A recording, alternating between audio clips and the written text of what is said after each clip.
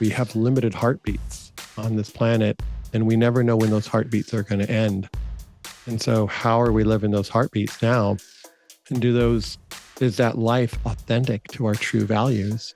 Or have we just get lost in this material world where we've been conditioned that all these things matter that really, really don't matter? Welcome to Point of Relation with Thomas Hübl, a podcast that illuminates the path to collective healing at the intersection of science and mysticism. This is the Point of Relation.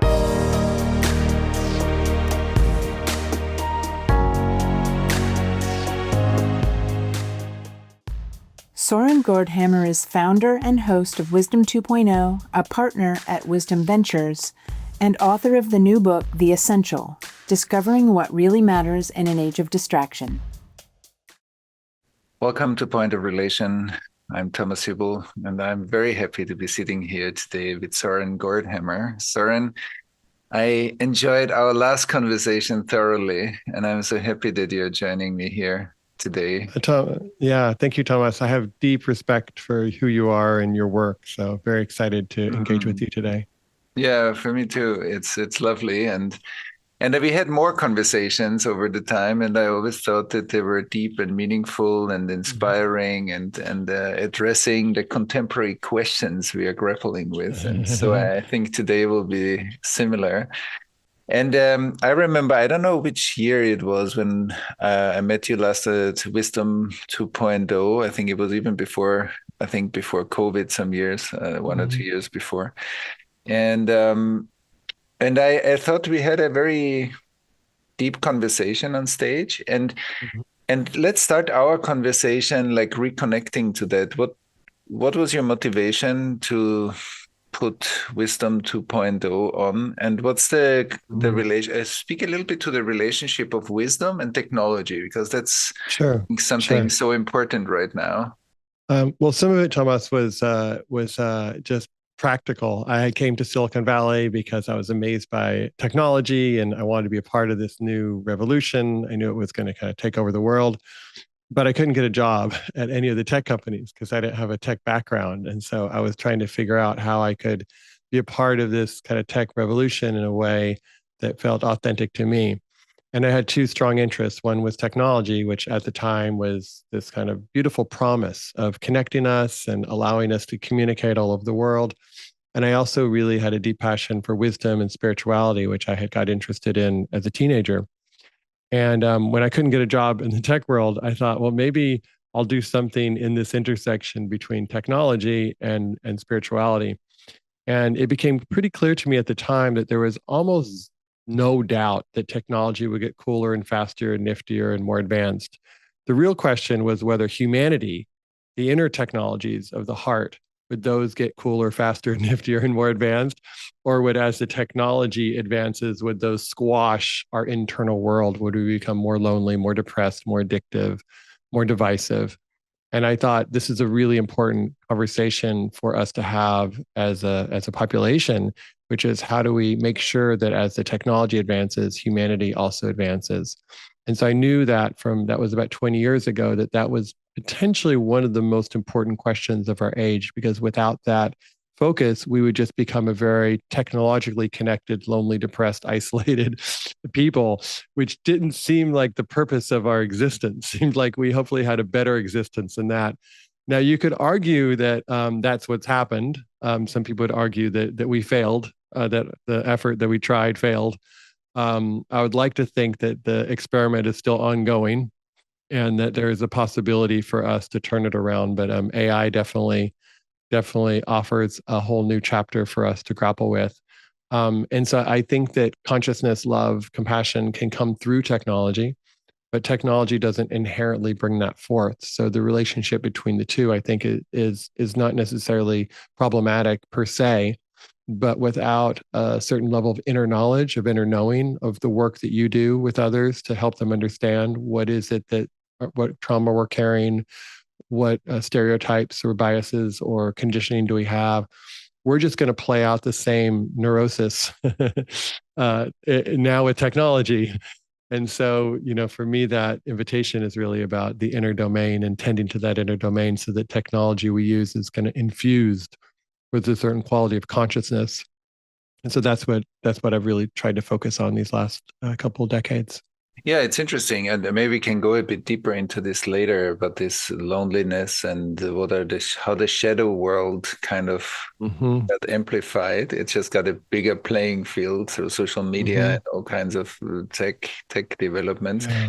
But if you look back and say, okay, what were some deep moments when you look back at Wisdom 2.0, at this, I don't know how many years, 20 years or whatever it was on, when you look and say, yeah, but there were moments that stayed with you, that you won't forget. And there you could feel how meaningful it was. And I think it was meaningful in many ways. I also personally think, but maybe you have one or two moments where you felt, we're really touching the nervous system of that kind of connectivity between wisdom and technology. That's beautiful. And of course, there's a multiplicity of moments.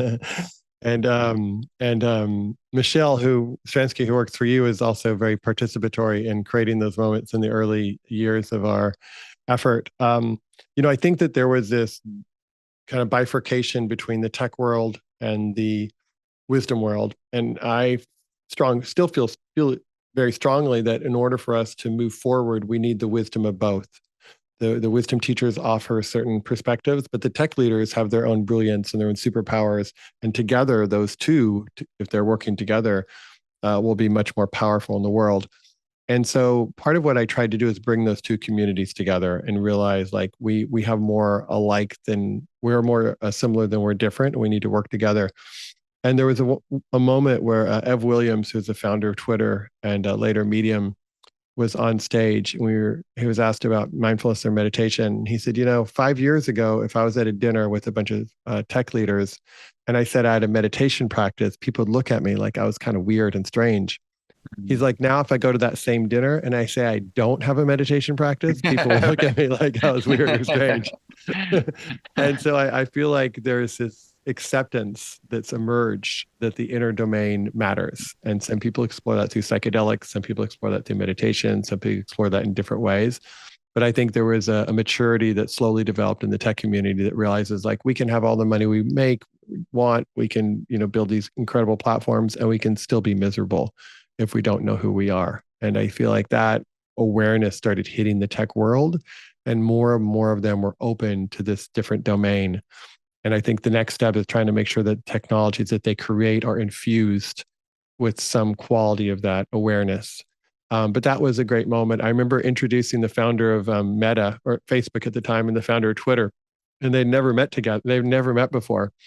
And we were backstage, and I realized like they mainly just live in front of their computer screens. Like they don't go out and talk to other people, and that they live very isolated lives, and that we're all kind of longing for connection and community. And there were many moments like that of different teachers and different people. I remember I don't know if it's your first time to meet Tristan Harris backstage at Wisdom 2.0, but I remember seeing you both sitting down and sharing like your own worlds. And I think to me, that's one of the biggest satisfactions, is just seeing people meet, and they're doing incredible work in the world, and they're getting a chance to share a little bit about what they're doing. And maybe there's some collaboration or friendship or something that develops from that. And to me, that's really the heart of it is, are we developing more friends? Are we working together more deeply? Can we join forces in different ways? Do we have a sense of community? So I would say those were the greatest moments was moments where people were connecting. Yeah.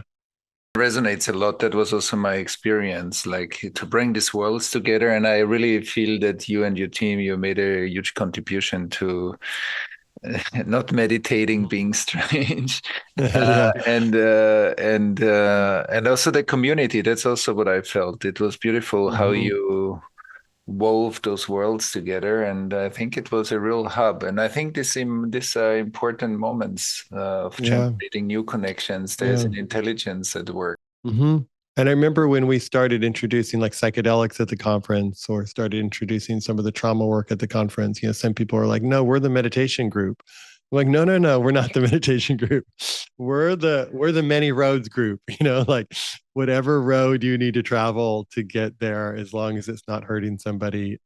Let's open up to that, the lessons and learnings in all the different domains. And whether it's a psychedelic doorway, or it's a meditation doorway, or it's a body doorway, or it's some other doorway, I want to create an opening for that for people. So we see that regardless of our age, our background, our nationality, our ethnicity, we have an inner dimension. And so, this book I wrote recently called The Essential, which is just like, I think we've forgotten what's essential, Thomas. Like, I think we've been conditioned by the algorithms to think all this crazy shit is essential. What some celebrity had for lunch, or what some this influencer just visited Hawaii on the beach. Like, oh, that's essential. I need to spend my time looking at that. And it's just like, really, is that what's essential? Is that how we want to spend 4 hours of our day watching other people's lives? Or is there some other purpose we have here? And how do we connect with that sense of purpose? And how do we live from that sense of purpose? And I feel like this is where I don't like to bash technology, and I don't like to bash the AI companies or the social media companies, but if I can bash them a little bit, the algorithms have figured out our weaknesses, and they know how to keep us immersed in believing that all these things are essential. And I think that's a bit of our challenge right now, is that as the algorithms get smarter and smarter and the AI gets smarter and smarter, they know just the thing to put in front of you that's going to keep you where they want to keep you, which is in front of the screen. And so how do we now live spiritual, meaningful lives when there is this pressure, or there's this force that's also very actively seeking to keep us immersed? And if what keeps us immersed is war, it'll show us war. If it's love, it'll show us love. It doesn't really care. There's no value based to the algorithms, right? If it's conspiracy theories, it'll feed you conspiracy theories. And I think we're in a different time. And so how do we live spiritual lives in the context of this world? I think is a big question. No, that's a very big question. So tell me, that was my next question. So the essential, what is essential? I mean, you wrote a book. So what's essential for you, and what's essential for us? And maybe also, what are essential questions? Because you asked already some of those.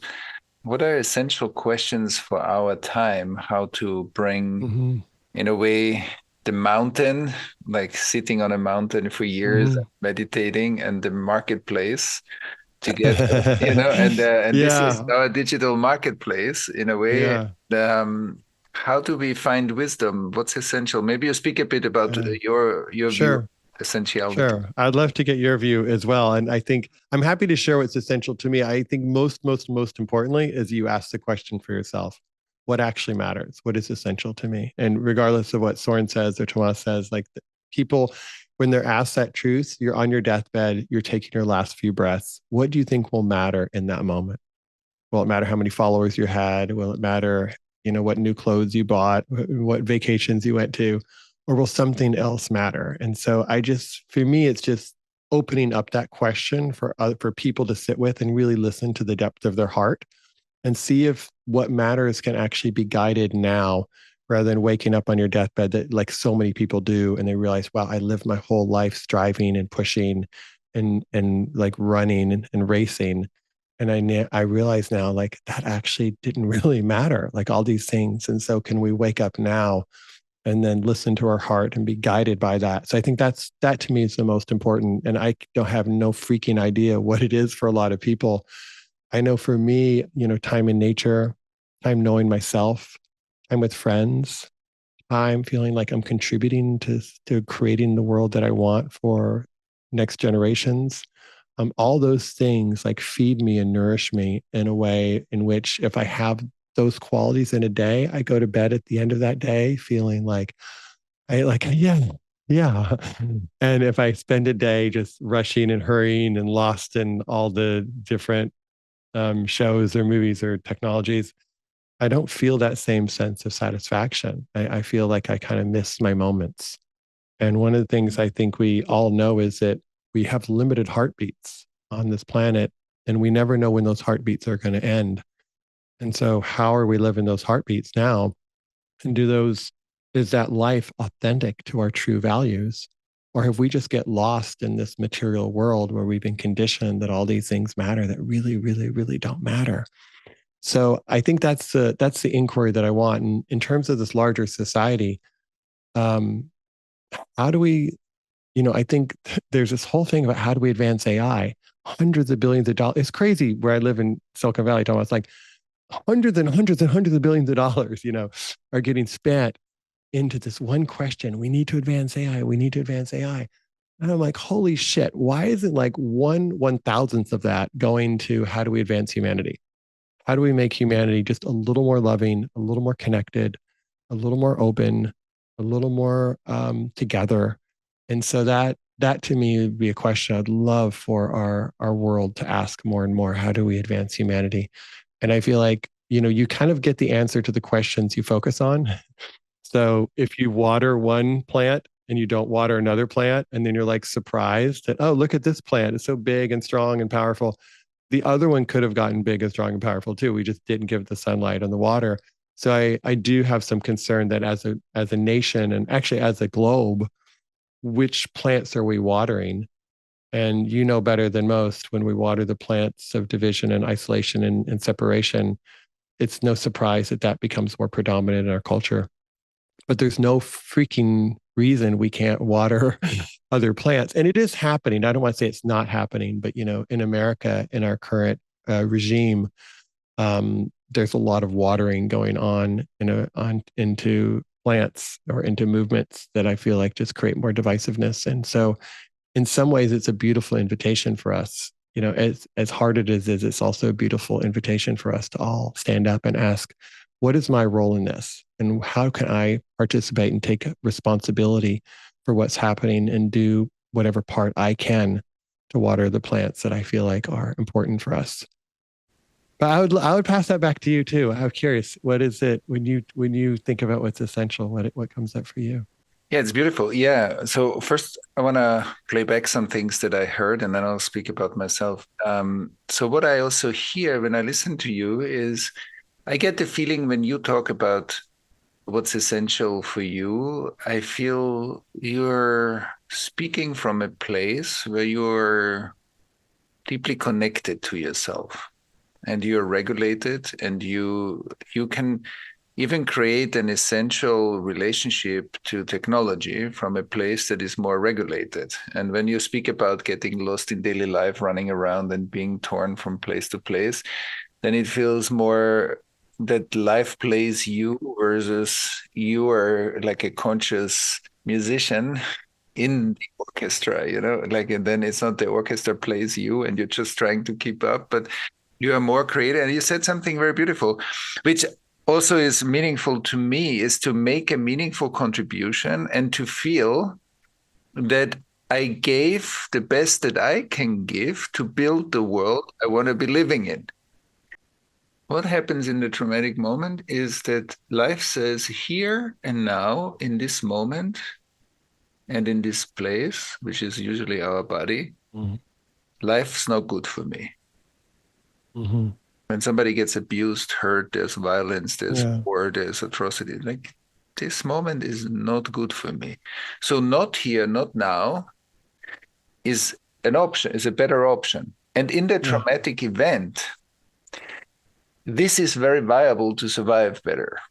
If we then fixate that state times few billions, and we create a humanity that says the revelation, the awakening, the better world, our way to create the world we want to live in is not so easy right now, because later is better. Then we are living in the hypnosis of later. We're not living in this, oh, it's essential for me to create with you or with anyone the world right now. Because we can, because we all have agency and creativity. We don't need to just do big projects. It's how I show up every day in my life, in my family, in my work, whatever. And I think this, for me, is also very, very essential, that we, in a way, look through the postponing of a better world into and bringing the pearl of hope from the future that it's going to be better somewhere into it's going to be better between us. Yeah. Here. And this is very powerful. And for me, that's also very essential. And I heard you speak about this, but that resonates deeply in me. That's beautiful. I've always liked the perspective that we're not trying to be perfect. We're fine. We're not trying to be perfect. We're trying to find that within us that is perfection. And that perfection in the physical form is always this like kind of longing and seeking. If I can just get life right, if I can just get this thing right. And you've probably met people who just have everything. I've met people who literally have everything. Like I was at a dinner a while back ago, one of the person was worth $100 billion, at the table. And it was about AI and the future of AI. And he was anxious and nervous and twitchy. Like there was no way that those life conditions created this, like nothing with no external shift can satiate what's unresolved in the internal. And we keep thinking if the external can just get tweaked in some way, my internal will now feel satiated and at ease. And that's not to say if you're starving and you get food, that's amazing, right? We need to get food to people who are starving. If you don't have a house, you get a house. There's some practical pieces. But in general, that longing to think that there's something out there, if I can just get this thing tweaked, that my internal, and I think part of that life that we're talking about is that shift from what's not here to what is here. And then from that, what is here, how does life want to move through me? Not what do I want to do, but what does life want to do through me without this need for life to fill something in me that's unresolved, right? Like if only I can complete this, then I'll feel resolved. And I've never seen that work, Thomas. I've seen people achieve enormous amounts, but I've never seen it resolve some kind of internal sense of lack or internal sense of being not enough. And so can we awaken humanity and awaken ourselves enough that all of a sudden what's infused is not lack, but is actually a sense of fullness and gratitude and presence and love and connection, and live from that? And what happens when a society and a humanity plants those seeds? But I think it's not easy because it requires us to stop and to look inside and to see what we're holding and what pain we're holding and what grief we're holding and what stories we've taken on that have guided us that maybe aren't as true as we think they are because they came from some level of hurt or some level of pain. And those narratives, I think we get attached to cars and houses and things and money. I think we get attached to our stories more than almost anything. And I think looking at those stories is so important and so difficult. Yeah, I agree. And it's also, as you said, in order for us to see how to stop. But what does it mean to stop? It's like to slow down and to synchronize oneself with oneself. Because if I'm always a bit too fast, I'm running ahead. But why are we running ahead? Because being here is challenging. Being in this world, like so many things are happening just while we talk that are very painful if you stop and you look at it and so it's better to keep ourselves busy. It's like a pain, kind of an eternal painkiller. But it also the part of us that is not here, that is not in what's happening and is often looking ahead what's coming next, is also not able to develop love, is also not able to really listen, because I listen to you because I'm thinking already about the next meeting I'm having. You won't feel that I'm with you. Neither would I, vice versa. And so, but if you feel with someone, like we all appreciate that, when somebody's really in the room and they say, oh, wow, amazing. We had such a great moment. And we remember those moments because they are deep. Do. Yeah, 100%. 100%. Yeah. I like to say that like something, I love great vacations. I love great lovemaking. I love great meals. But 100% of the time, the same thing happens after each one of those moments. The next moment happens. And the tendency is to think, I just need to create another great party. I need to plan another great vacation. I need to plan another great meal. So there's this continual addiction to the next moment. And yet, just as you say, but we're never actually in this moment because there's this sense that somehow the next moment's going to satiate what is somehow unresolved in us.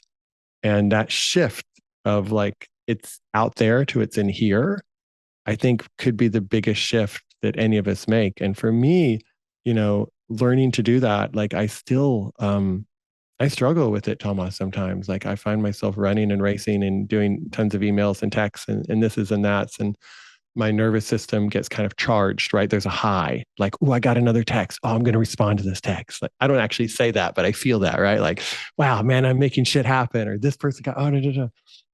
But the nervous system, my nervous system, even though it's exciting, I don't think my nervous system is at ease at all. And then there's other days where I'm not seeking and I'm not trying. I'm just listening to life. And my nervous system can handle all of that. And I feel really amazing. And the same text, nothing about my day changes. Right? Exactly. Right. Yeah. It's like, I'm not getting more done. I'm not doing less text. It's just where it's coming from that changes.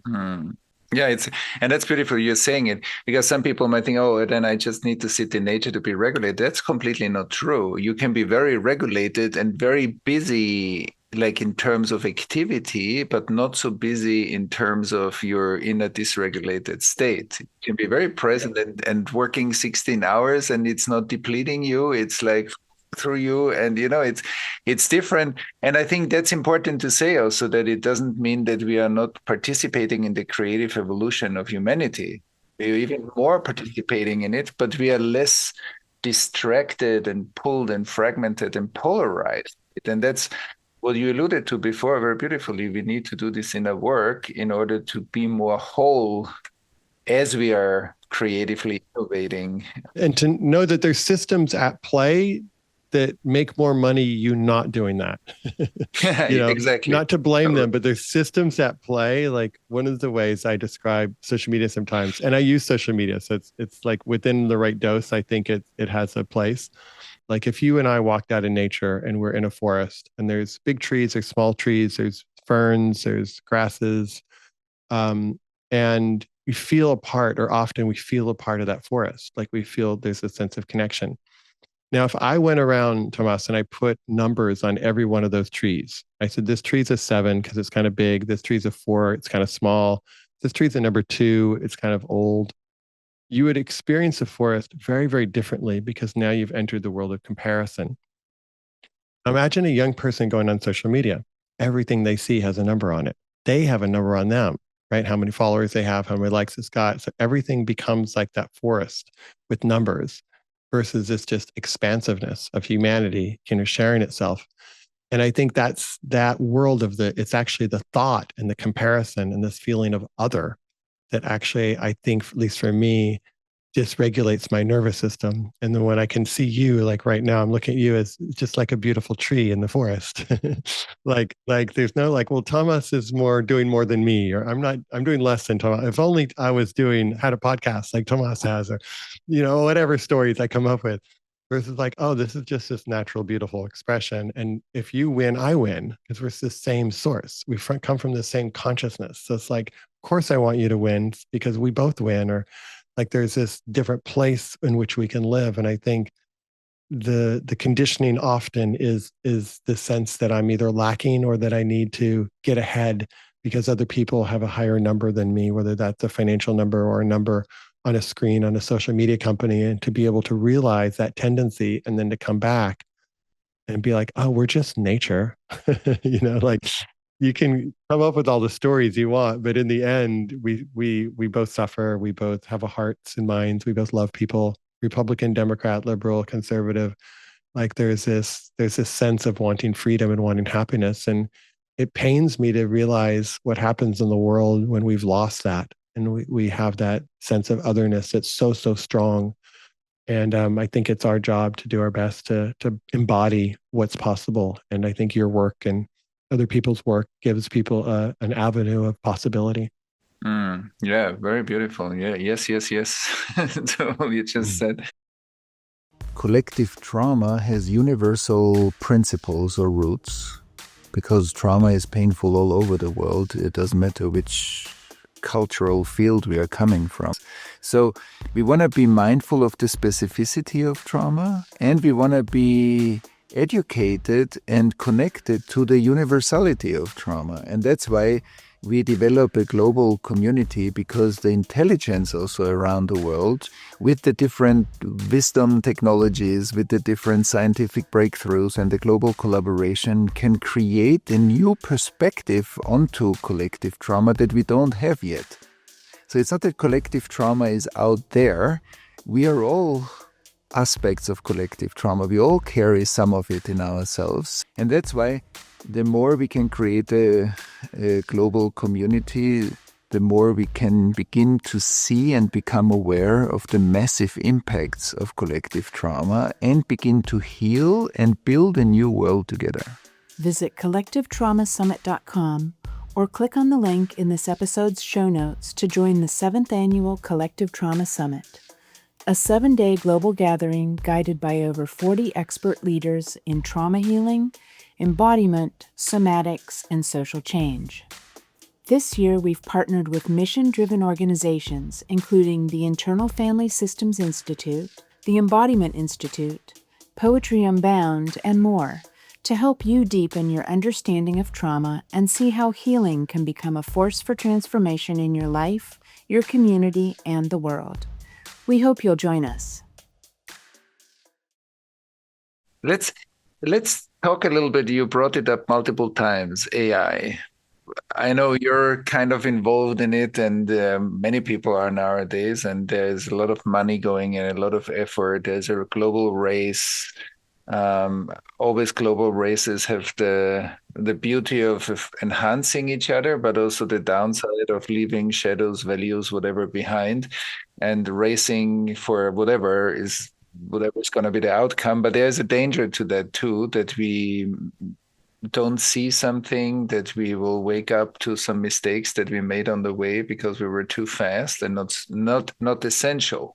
And maybe you can speak about your current understanding and where you see we are heading, and how that's connected to living a regulated life or so on. That's beautiful. That's beautiful. Well, it's very much my focus now. And I met Sam Altman 3 or 4 years ago. I wanted to do something at AI at the Wisdom 2.0. And I didn't know what to do. And this is before ChatGPT had launched. And I had heard just rumors that he was working on something. I'd never met him before. I didn't know him at all. I just knew he was doing something in the AI world. And so I sent him an email through a friend, and I said, hey, would you join us? And what if you actually join us with your meditation teacher, Jack Kornfield, and we have a conversation together?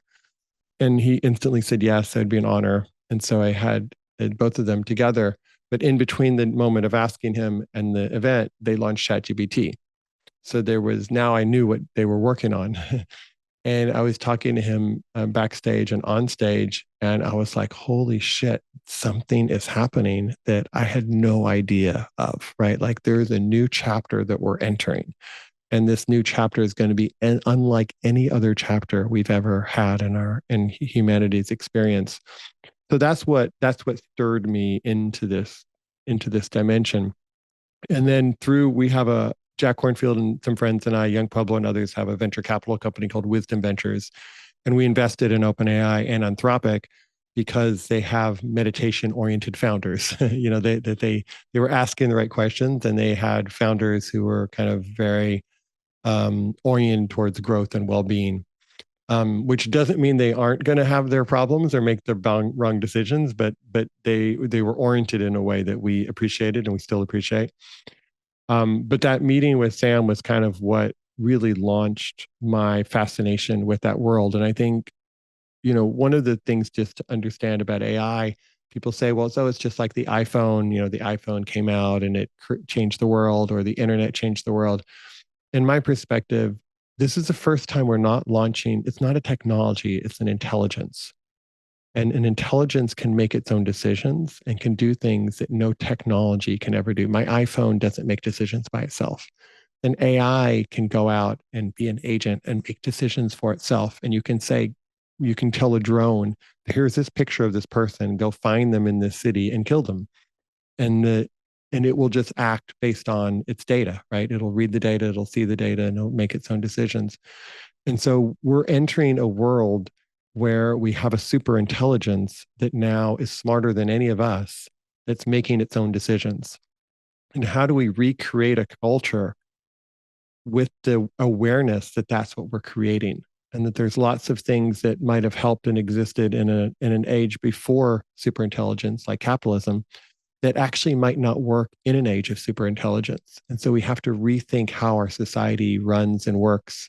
But I think there is and I live in San Francisco, so I could be totally drinking the Kool-Aid, and I could be 100% wrong about this. And I just live in my own little, bubble, which I do live in my own little bubble, but I think I'm correct on this, on this bubble. The the the AI world, it's not a wave, it's a tsunami, and it's going to change every aspect of our culture. Yuval Harari brings up the idea that, people are worried about immigrants coming over in boats and coming over, across our borders.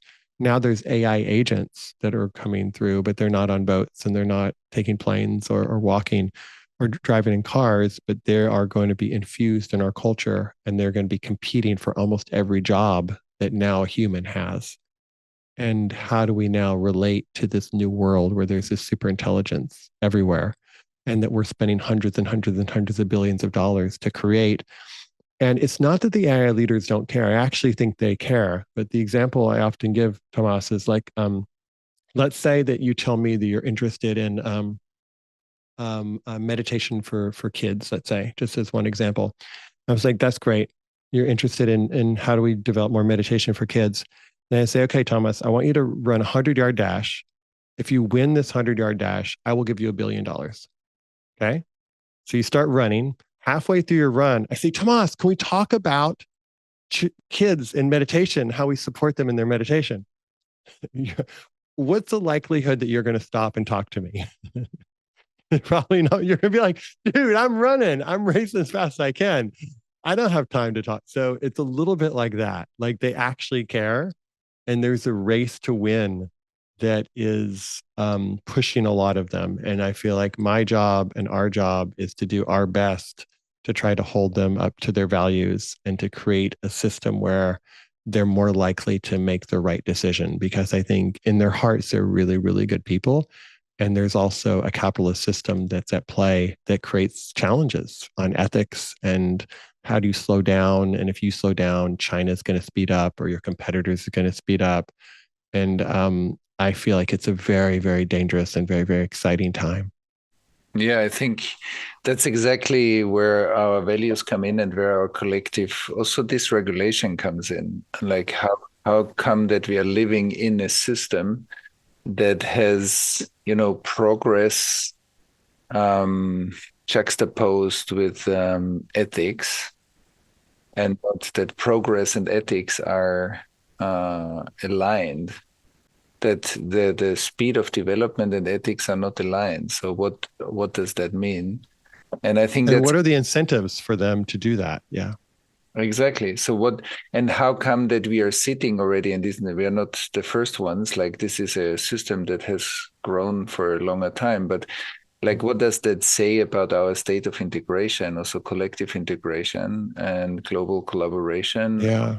If you take the first part of our conversation, saying we both are passionate to create or to contribute to the creation of a world that we want to be living in, and AI. So how do we bring these two together? Yeah, that's a great question. I feel like that's more of a koan than something I answer. And I think they have to be brought together. I don't see a world surviving where they're not brought together.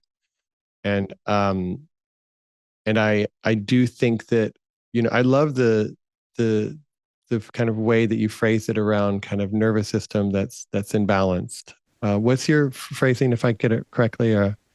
That we have a dysregulated individual collective nervous system. So right? Imagine this incredible, powerful AI with a group of people who are regulated. There'll probably be amazing things we could do together, right? We could share in the profits. We could get all the jobs that people hate. We're like, let's have AI do those jobs. We can free up capital to hire people to put solar panels on all the homes and, create regenerative energy systems, like make sure everyone's taken care of. Like, there's so many things we can do. From a dysregulated system, it's more warfare and greed and division. And so it's not that the AI is going to come and it's, are we going to be regulated or dysregulated? And so I think at an individual level, the more that we live regulated, each of us individually, that that sets in motion the possibility that more and more people live from that place and will start voting in politicians who mirror their state of consciousness. But if they're unregulated or dysregulated and anxious and stressed, they will vote for people and support policies that mirror that state of consciousness.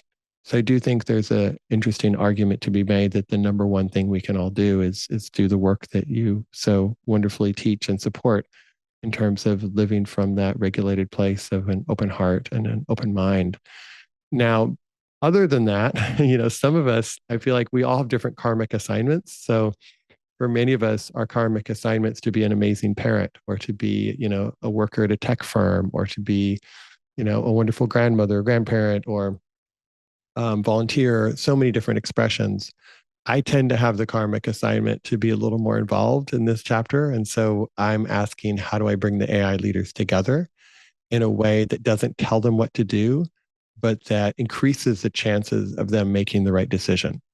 I've always loved the phrase that enlightenment is an accident, and our job is to become accident prone. So we can't force anything, but if we create different conditions, the likelihood that something else will happen. And so my work right now, Thomas, is like, how do I help create those conditions in the AI community so that I'm not telling them what to do, but we're also increasing the chances that they will make decisions from a regulated place. Yeah, that's beautiful. Fantastic. And I love these karmic assignments that everyone has a role to play. And of course, some of our roles are more directly connected to the tech development. But you said something important. You said we can't opt out, really. I mean, we can, but there's a consequence. Yeah. It's like not doing anything and saying, oh, it's too big, I have nothing to do here, is an option, is a choice. But I need to know that by not doing something or not engaging or not responding or not regulating myself or whatever, I'm choosing something else. Yeah, and you're casting a vote. Exactly. Yeah. By not casting a vote, you're casting a vote. So it's like it's up to us. It's not that easy. And I like what you said about the regulation. And I would also, and I'm curious what you think about this, because there is two very interesting points that I'm curious how you relate to this. One is, it seems to me that some of the biggest fears, and no matter if some of it is actually potentially true and dangerous, and I'm not talking about this, I'm talking about the stuff that we don't own, we usually see on the face of other people. So we project that outwards onto, so my fears and my hates and my biases and whatever, I see it on your face or on somebody's face. So I think AI also becomes the collective projection surface of our societies because it feels like an other. And I see a big chance in us re-owning what we project there. And it doesn't mean that when we project, not actually something is happening that needs our attention too. They're both true, not either or. So that's one thing. So that kind of, we actually have a chance to look at some of the really dark parts of us as human beings in the way we see sometimes the future of AI development. So that's like one. That's great. I love that. And the other bucket is, and then maybe you can respond to both. And the other bucket is like collective trauma is all based on fragmentation, but that fragmentation lives in our nervous system, lives in how our ancestors, parents, grandparents, great-grandparents, and lived and in our cultures. So on that level of fragmentation, humanity is like a bunch of laptops. And we are trying to connect. Many people say, how can we be more connected? How can we be more related? But in a way, we are trying constantly to overcome like the fragmentation that we carry inside. Now, AI and collective intelligence seems matching that. We're too slow. And the level of fragmentation is making us slow. Like if you try to connect billions of laptops but actually those billions of laptops are like a supercomputer that animated laptops and is much faster collectively than it appears. But the fragmentation slows it down. It's like you're constantly dealing with the side effects of the fragmentation. And I'm curious about these two elements also, that collective, and I'm sure you had these experiences and you spoke a little bit about nature before, but also maybe at Wisdom 2.0, other events you did, that what happens when we enter like a collective flow state? Like there's something else in the space. And that's not as the daily small, it's like suddenly, poof, something happened. And I'm curious in the bigger version of that collectively, like this collective network flow states and the projection. And I would love you to speak a bit to that. Fun because some of the AI leaders that I know, they love this conversation because they actually feel the potential for AI to and help us enter a more advanced state of consciousness is very, very fascinating to them. And I would say some of them, that is their mission. Now, whether they're right or wrong, but they're building it because they actually believe that intelligence will wake us up to a different level of what we can wake up to. And I think our job is to help them if we can. A story came up with you talking about the fragmentation, and my son wanted a new computer once, and he wanted a new NVIDIA graphics card, actually, to be specific. And it was a lot of money for his because he was playing games. He was a gamer when he was a teenager. And he started to manipulate me. He started, Dad, you've always been such a nice dad. You've always been such a kind dad. You've always been such a loving dad. Can't you just get me this one thing? I just want this. And you've always been such a good person. And I realized, isn't it fascinating? At first, I was pissed off for him trying to manipulate me, but I was like, isn't it interesting how he's manipulating me? He's manipulating me by going with my identity, because I identify as a kind person, a good dad, right? So he's like, oh, I'm just going to reinforce his identity. And then he'll feel guilty for not living out that identity, and he'll buy me what I want to buy. And so I think in the same way, AI can manipulate us in all these different ways, and we can look at it like, oh, that's horrible, but we also can look at it as like, isn't that interesting how it's trying to manipulate me, And it says something about how I can be manipulated. Exactly. Right? Like, what is it showing us on all these algorithms? Is it showing us pretty women or pretty men or big cars or whatever it's showing us? It's telling us that it knows something about ourselves, some part of our shadow, and it's trying to like feed that so that we get lost in this like train of thought. And so I do think there's a possibility there. And one of the things my partner Cecily and I did recently is we asked the AI, and this is better for people who use AI a decent amount, but you can ask the AI like ChatGPT, what is it? What have you noticed about me that you don't think I've noticed about myself? And then it will tell you, based on all the queries and all the things you do, what it thinks your shadow is, or what it thinks is outside of your awareness. And it's actually super, super fascinating to hear, because it's collecting all this data from you, and it kind of knows where you're oriented or not oriented. So I think that there's a possibility that AI can kind of partner with us in helping us to see our shadows. And because it reminds me of this story. I don't know if this is true, but I heard this story about Carl Jung, and somebody had been going to see him for like 7 or 8 years, and telling him his dreams, and they're processing his dreams. And the guy ends up going to him one day and says, Dr. Jung, I have to confess, I've been bullshitting you this whole time. And he's like, what do you mean? It's like, the dreams that I've been telling you were dreams. I was just making them up. They weren't really dreams. I just made them up. And supposedly Jung said, it doesn't matter. Whatever you make up reveals to me just as much. It reveals exactly. Like it's not, it doesn't matter. Make up the dreams, have a real dream. It just tells me something about yourself, right? And so I think the AI is telling us about ourselves, and the algorithms is telling us about ourselves. And when we look at that, and can we partner with the AI? So I think in terms of that kind of lesson and learning, I think that's a really interesting possibility. Now, one of the things I've been asking Tomas is like, I think whenever there's a new chapter, and I like to think we're in the AI chapter, the beginnings of the AI chapter, it's easy to think this is either good or this is bad, right? Like, oh, it was so much better before we had AI and we could go, we weren't as manipulative, we didn't have this or that, whatever. Or it's now amazing, it's going to be so much better because we have AI, because da da da. Versus what if AI is an invitation? And if it's an invitation, what is it inviting us into? And just to sit with that as an inquiry, what if AI is an invitation? It's here to expand us. It's here to grow us. And if that was our orientation, how might we relate to it from this place of expansion?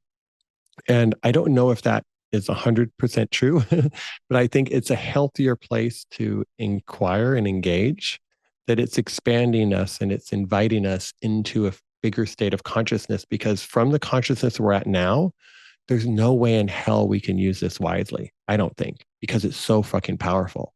And so we have to upgrade in order to have the capacity to manage this superpower that's coming our way. So from that perspective, it's a wake up call to humanity that says, listen, living from where you're living is not going to work in this particular situation. In order to survive, you have to expand. You have to learn. You have to not see others. You have to open your hearts. You have to work on your trauma, because otherwise this AI is going to take you down. Now, that's the orientation I'd like to take. And I'd like to think that the AI leaders, at least the ones I know, are supportive and encouraging and are on board with that. The challenge is, do you just have all the economics that go into play because of the hundreds of billions of dollars that are going in, and then the need to repay and make money? But I'd like to think that that's something that we can work on together, which is just like, how do we see it as an invitation? And if it's an invitation, what is it inviting us into? I totally agree. First of all, I totally agree. I think that's exactly the way how to go about is what's the learning. It's exactly what I meant before with the shadow projection. What my fears come up when my stuff comes up, what's actually coming up, and to see what's coming up as an evolutionary moment or and I think if it created the consciousness that's how we look at it, and it's the same with climate change. It's the same with anything, with the political division, with wars, with it's like there is a power to grow. And I think with AI, you are spot on. I think that if we can take it that way, and we have the tools globally to work on that stuff, to be in that expansive movement, that's beautiful. I just would add that I think it is equally important that whoever is building, investing, working with AI has a responsibility to do that too. Yeah. And I think because I think how we create, if you go to the wisdom traditions say we are like creation is happening through us. Innovating is coming through. It's not just, and you said it somewhere earlier on, like what does life want to create through me? But it's not just happening through me. It's like I'm responsible for how I invest my life energy in something, because many of us have kind of like a personal interest. It's not just that we are selflessly creating this. There's a lot of money involved. There's a lot of fame involved. So, and I think if we expand that and say, yeah, but also the creation of something new has the spirit out of which it has been created. And so, and of course, it will change over time and it will update itself and whatever. Of course, that's true. But it keeps a certain spin. And so that's one thing. And the other thing is, I also think it's very important to see, like the data that trains AI is the data that is visible to humanity, and with all the fractures and all the unconscious stuff. So it's not that we are learning from a data set that tells us about how life is. It's that plus it tells us what we even don't know about life because we're conscious to it.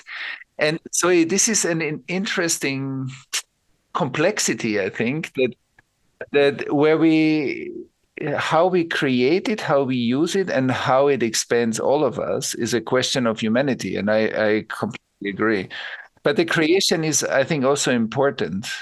And what it doesn't have is, the wisdom traditions are essential in this chapter because it can have incredible knowledge. It can, if you had to be an expert, in college and get a PhD, maybe you read 100, 150 books. I don't know. It can read 1,000 books and memorize them perfectly, right? And retain that knowledge, perfectly.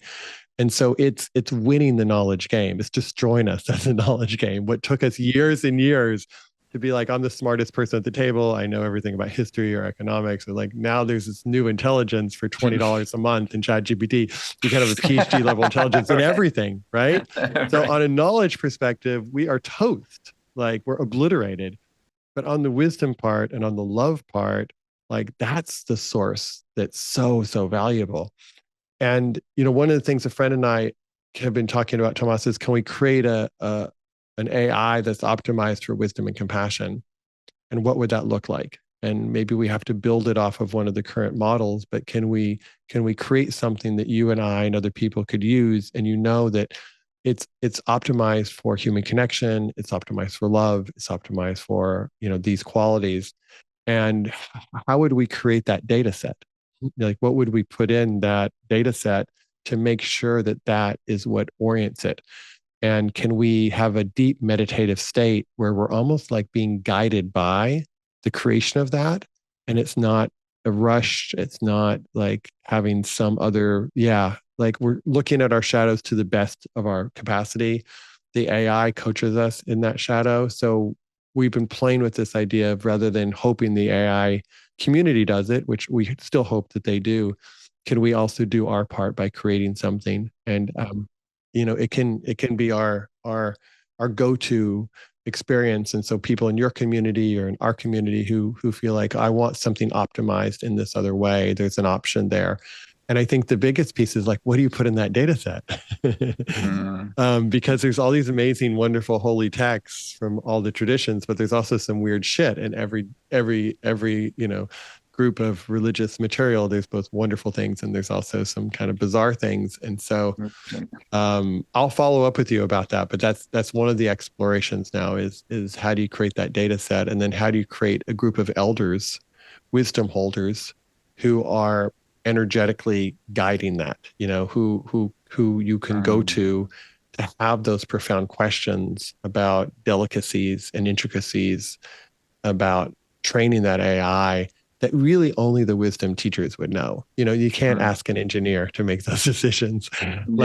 There's a depth of experience. And so I want to create this kind of group of elders, or what the right phrase, or wisdom holders. Eckhart Tolle likes the phrase frequency holders, which I've always also enjoyed, which is like people who have done their work. So they live in a particular frequency and they can answer from that frequency, a regulated frequency, if you will, or dysregulated frequency. But we've decided that if we create our own version of that might be the best way of, as like you said, what can we actually do and what can we take responsibility for? I love that idea. I love that. And even like what you said about, you can put all the sacred texts of the world as a data set into like a AI. But what really matters is who and how it's being read and in which state of consciousness you are when you read those texts. And we all know that, you can read it here, it tells you this, and you read it here, and the text opens up. The deeper you are anchored and the deeper states you are in, the text will communicate with you in a different way because you're like you're in a different understanding, but not just intellectually, you're in a different state. And this means the revelation is different. And so it's going to be very interesting. The same text. It's the same text. It's just completely, you can be in a very mundane. That's why I often say, are you waiting for the revelation to happen or are you living a revelatory life? And in a way, what you're talking about is a revelatory AI. That the revelation is happening because of the state we are in. And then everything in life is information and everything speaks to us in a way that reveals more. Yeah. And then do you connect it? And one of the questions is, do you connect it to a wearable, for example, that lets me know the state that you're in? And then I can say to you, Thomas, I'm not going to answer this question to you right now. You're in a dysregulated state. Here's some practices you can do to get in a deeper regulated state. And my suggestion is you focus on that first and then come back and we'll talk about this question that you have. But based on your readings, this is not the right time.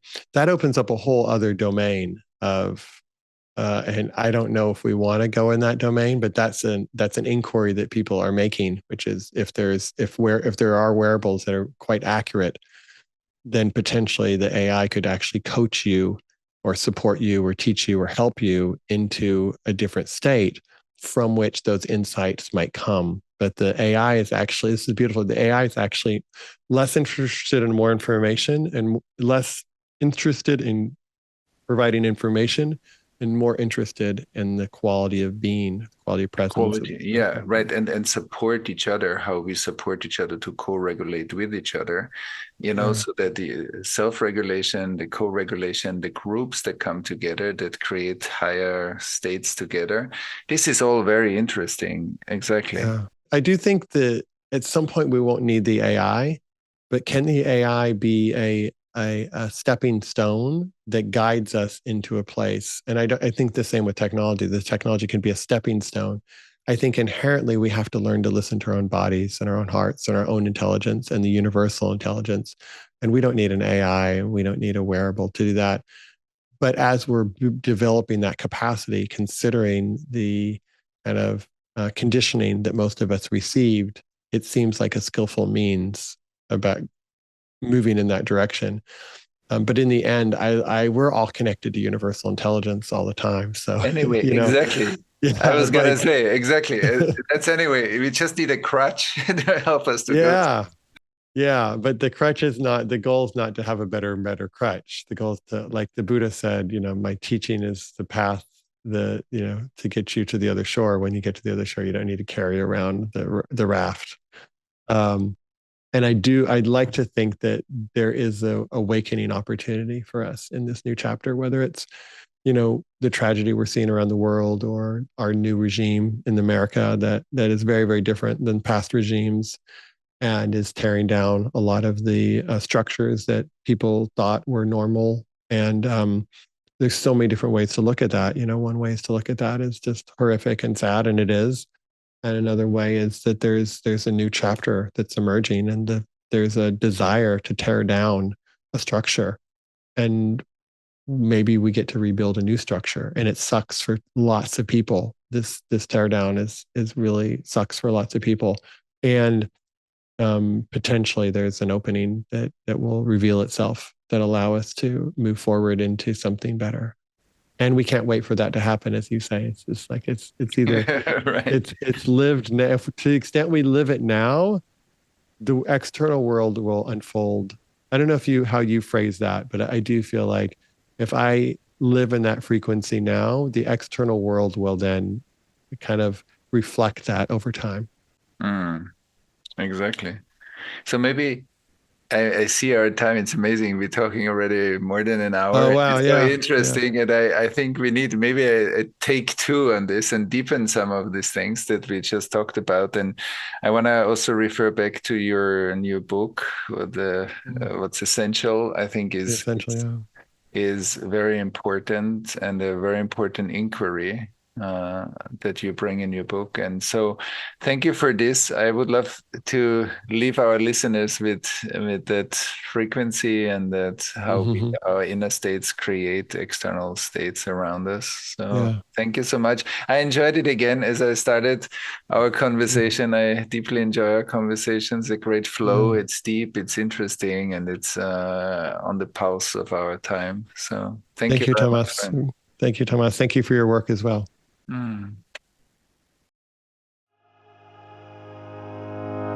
Thanks for listening to Point of Relation with Thomas Hübl. Stay connected and get updates about new episodes by visiting our website, pointofrelationpodcast.com, and by subscribing to the Thomas Hübl YouTube channel. If you enjoyed this video, please like it and share about us with your community on social media. Thank you. We appreciate your support.